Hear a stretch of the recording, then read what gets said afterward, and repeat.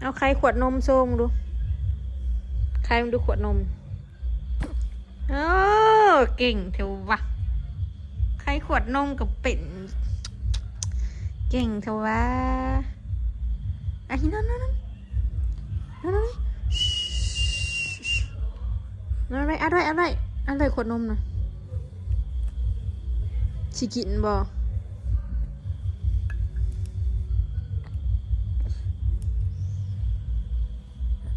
อะไร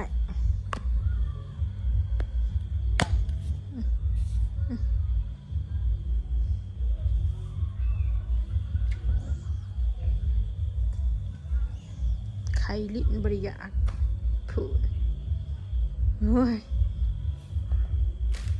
นอนมาไว้มาเร็วไปนอนมาไว้สิเมื่อป่าเลยนี่จะ3 ทุ่มแล้วมาไว้3 ทุ่มแล้วไปนอน เร็วมาเร็วนอนปลาก็กิ้งไปนอนมาไว้มีไงเมื่อก็เด้อไปเด้อไม่ใหญ่เมื่อเลย ยุบ่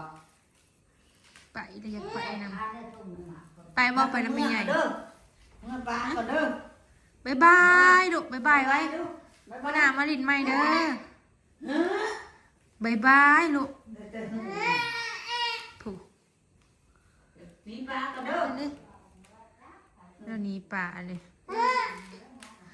สบายดีเด้อพี่น้องจ้าสบายดีย้ำคำเด้อเจาะพาแต่หมูมาลินน้ำบ่มีหมูสลัดพวกนี้อยากดูดเนาะเพ้อพอได้เดี๋ยวนี้นะมาพี่ลูกไปอยู่น้ำเถาทวดไปอยู่น้ำไม่เถาไปมาเด้อถูกเห็นยังกระยากเบิดพี่น้องอากาศเย็นเนาะเชื่องไว้กินถุงขนมคุณยายแซงแป้งให้ใช่ปะ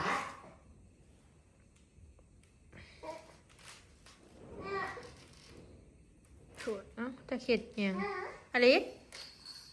นี่ได้บริเวณล่าง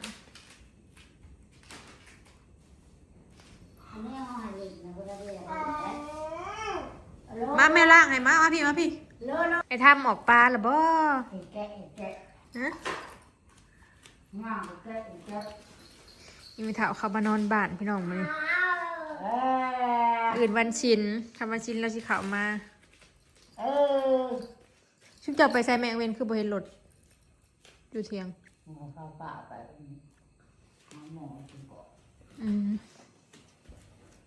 เขาคิดว่าชุบจับไปบุญทับบรรทัดอีกห้างบ่บืนมือสุดท้ายพี่น้อง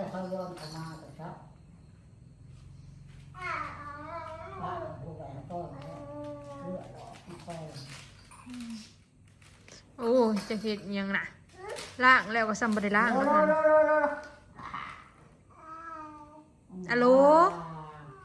ฮัลโหล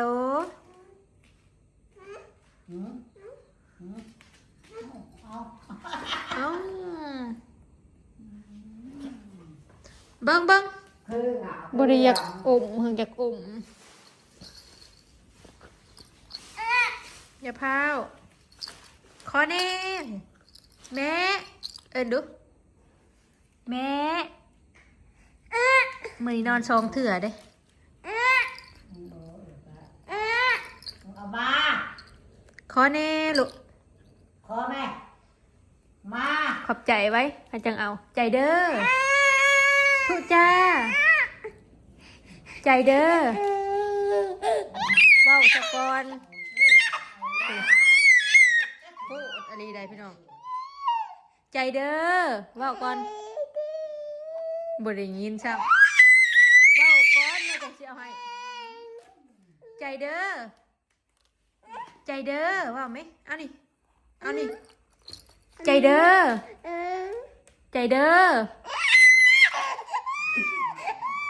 ว้าวกันใจเด้อ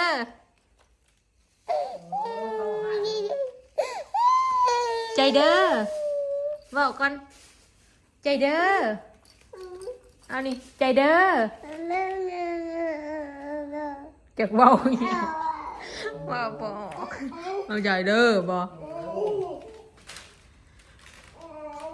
คันเอาออกตะคอกย่างแต่ในเฮือนผุดไปเฮือนครัวพุ่น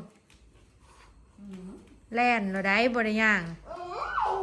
เผือบ่ได้ พื้นวะ สิได้ไปซื้อหมวกกันน็อกมาไว้อยู่ เดี๋ยวเอา ยันลมเป็นคันแขวพอดีกัดอย่างเฮ็ด มาเร็วเร็ว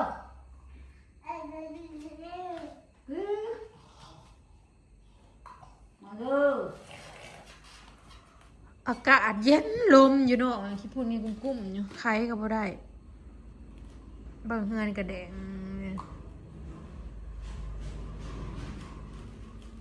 โทรบ่ามือหนึ่ง ปามาลูกมามา อันไม่ใหญ่เอาไว้ มาลูกมามา คอเน่อลิสไม่คอเน่มะไม่คอเน่ไหมไว้คอเน่ มาลูก คอเน่ มา คอเน่อลิสคอเน่มะคอเน่ให้ไม่ใหญ่คอเน่ไว้ให้ไม่ใหญ่ไว้ โอ้ เอามา โหเรื่องมาเรื่องมา อันย่างกับบริมันเนาะเอฟเดี๋ยวอยู่น้ำแม่ลายมือละเอฟเดี๋ยวนี้พี่น้องกลางเว้นกับขั้นแม่บ่เอานอนละบ่ได้นอนเลย เอาไปไว้เอามา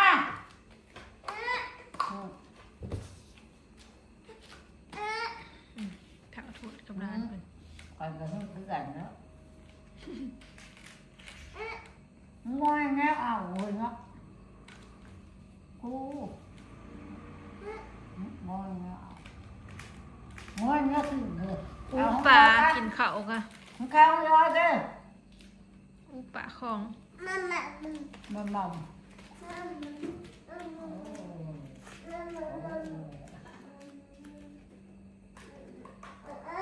นางดื้อเถอะเด้ออยากกินเอ้ากินบ่นมลูกกินนมบ่มาม่ำบ่ฮะมาม่ำบ่ แก้ว จะไปได้ยังไงใส่ เก่งนังกะเก็บ ผือบ่ได้ เชื่อเลยบ่ กินบ่นมมาม่ำบ่ บ่มึงมากิน เห็นน้ำเด็กๆมันสิแนวกิน ปองย้อยไปลูกปะ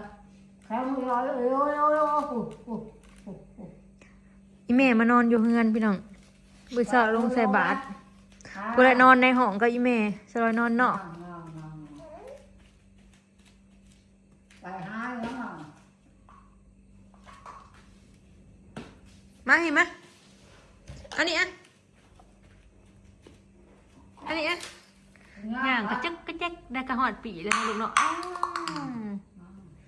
ได้กระหอดปีแล้ววันที่14วันเกิดอาลิส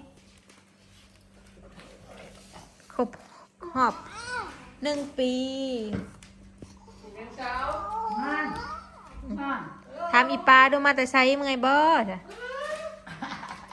ใส่ชุดงามเด้ อีปลาก็มาแต่เกลือหมู โอ้ ยางเลาะเดี๋ยวนี้นะ ไว้อยู่ไว้ทานกับประวัติไปเยอะไปเยอะ ยางย่อไป เก่งเก่งแท้รีบเก่งแท้วะอย่างก่อ มันหิวท้องแม่มันหิวท้องกล้องมันเฮี้ยมันหิวแต่ถ้าผมว่า มันแม่น แข็งคืออีหยังนี่แห้งก็แต่เวลาหยาดของเขานะบ่ได้หายเด้อนอนกับข่วงกิ้งเดี๋ยวนี้ ว่าอันโต โทรมาแต่มือก่อน เราบรรยากาศเราเบิ่งคลิปไม่ได้เห็น เนาะ ก็ตอบเม่นให้พี่น้อง ว่าเห็นนางเจ๊เอ๋วหลาน ปลาเลี้ยงเพิ่นเป็นคนตอบเม่นให้สลอยเดียวนี่นะกินนมบ่มาคอเนี่ยค ขอนี่จะเข็ดอีหยัง ไอ้พอมั้ยให้พอคอใช่มั้ย มาให้แม่มะ มา ให้แม่เนาะ เนี่ยคอด้วย ให้แม่นะขอนี่ขอนี่มาขอนี่ ปั๊บ ขอนี่เพิ่นหูมันเอาข่อยเอาแล้วเพิ่นข่อยเอาไปเล มาย พอมาเลยคอนี่อลิสโอ้เก่ง เอาออกนะเฮ้ยอู่นะมันกี่ เก่ง กำว่ากำกำลังกำ คอนี่โอ้ยได้แบบ หกลูกกี่ขาดเบอร์สายก็ได้บ่ได้เอาโตบ่ขาดมาใส่ ย่อเนี่ย ยำนั่น เอ้ย ย่อ โอ้ย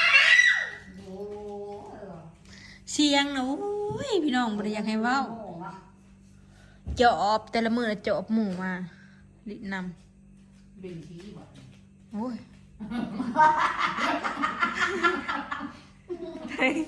เอาเบิ้งที่ว่า ให้แม่มากินเขานั่นนี่ ตุ้มเต่าตุ้มเบ่งรถ มักถ่ายกลางคืนจะเอียงคน เว้ยที่เฮียที่อาบน้ำกับคืนบ่ เบ่งลูกเบ่ง เอ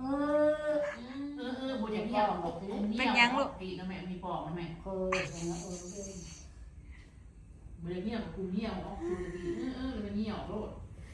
แม่กินข้าวยังแม่ อูปลา อูป่า ปลาไปพี่น้องกินเขาเพื่ออยากกิน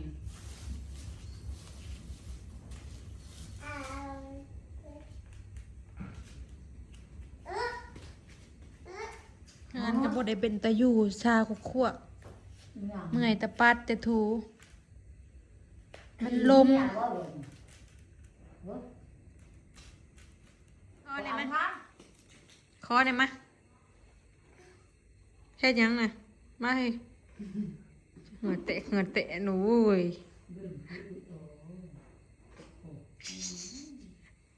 เบ่งลูกเบ่ง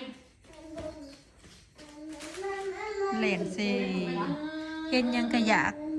มาเกี้ยงมาคงช่วงนี้บ่มีอะโวคาโดพี่น้องหมากมังกรน่ะบ่ได้ให้กินเลยพอเพิ่นย่านติดลำคอลำไส้ยังของเพิ่นแหละ